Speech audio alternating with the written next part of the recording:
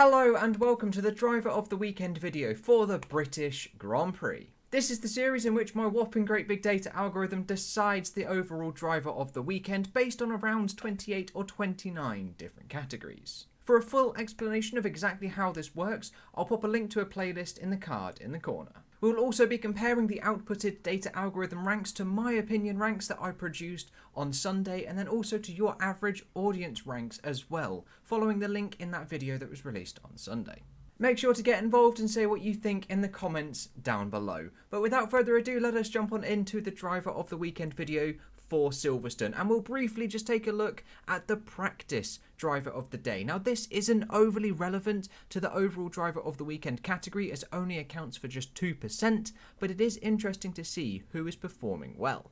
A score of 20 is the maximum possible that you can achieve, and a score of 1 is the lowest score that you could possibly achieve. Then from practice, we'll take a quick look at the qualifying driver of the day. Now, this is the data from the Friday qualifying, the traditional Q1, Q2 and Q3, not the sprint race. That is only because I don't have the sprint race data. I only have the final positions and their starting positions. I don't have anything else other than that. And it was declared that George Russell had the best Friday qualifying, only just by 0.1 of a point ahead of Lewis Hamilton, with Giovinazzi ahead of Max Verstappen, and then Sebastian Vettel just a couple of points behind them. With the people that struggled being Raikkonen, Tsunoda, and also Lance Stroll. And then from the qualifying driver of the day, we'll take a look at the race driver of the day. And this was declared to be Charles Leclerc from Lando Norris by just 0.1 of a point, joint with Lance Stroll overall, who scored points in the Aston Martin.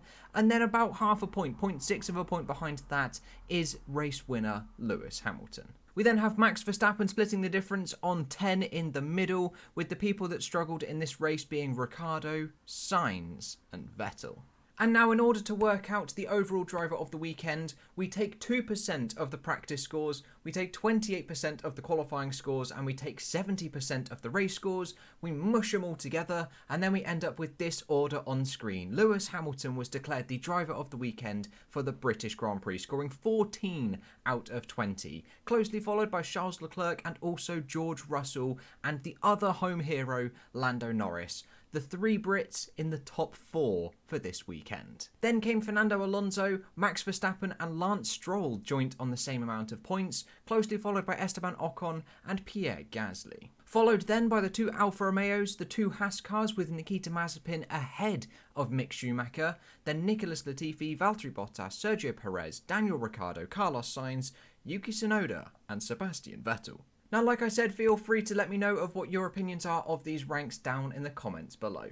So what we're going to do now is we're going to compare that data algorithm output to my opinion ranks and then your average audience ranks as well that you made on that video on Sunday. So on screen is the ordered data derived ranks that we have just gone through, and then in the middle is my opinion ranks. We have both put Lewis Hamilton at the top of this leaderboard, although I have put Leclerc joint P1 scoring 18 out of 20. Now, interestingly to note with these scores, I've changed them just a squidge from the Sunday's video. Alonso has moved up to 16 out of 20 from 15. Valtteri Bottas has moved down to 14 out of 20 from 16. And then also Pierre Gasly has moved up from 10 to 11. And honestly, other than having Lewis Hamilton joint as P1, there is really nothing else similar with these two lists. But then when we take a look at the average audience ranks, I am not entirely sure what's gone on here. You have ranked Charles Leclerc as the best performing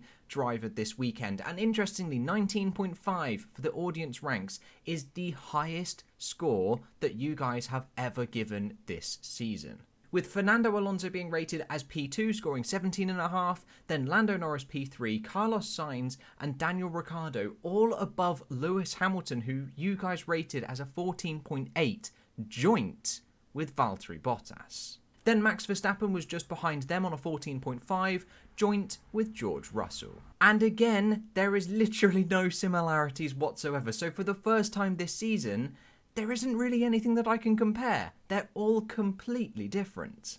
And that brings me to my main point that there is no correct list at all for a driver rankings. It's just interesting to see all of the different orders and to compare the three of them. But now what we can do from this is we can add the British Grand Prix results on screen to the total remaining races that we've had this season. And we end up with this order here for the data-derived ranks. Max Verstappen is declared still to be the best driver of the season, followed by Lando Norris, George Russell and Lewis Hamilton. Then summating my opinion ranks, we have exactly the same top 2 of Max Verstappen and also Lando Norris, with Lewis Hamilton P3 in my opinion ranks and Charles Leclerc in P4. And then summating all of your average audience ranks, you guys have also put Max Verstappen as P1 overall and Lewis Hamilton in P2 with Norris in P3. So we all have very, very similar overall top 3 slots, but they do change from sheet to sheet. Interestingly about your ranks, you have put Bottas up in P4, above the likes of Carlos Sainz, George Russell, Charles Leclerc, Fernando Alonso, Sergio Perez, etc, etc. And again, other than that, there really isn't that many similarities whatsoever. And there we go, that is the end of the Driver of the Weekend video for the British Grand Prix. Like I said at the start, I'll link the explanation to how my data algorithm decides the Driver of the Weekend in the card in the corner. But that is all I got for you today, guys. Make sure to get involved in the comments down below, and I'll catch you in the next video with whatever and whenever I decide to make it. I'll see you guys then.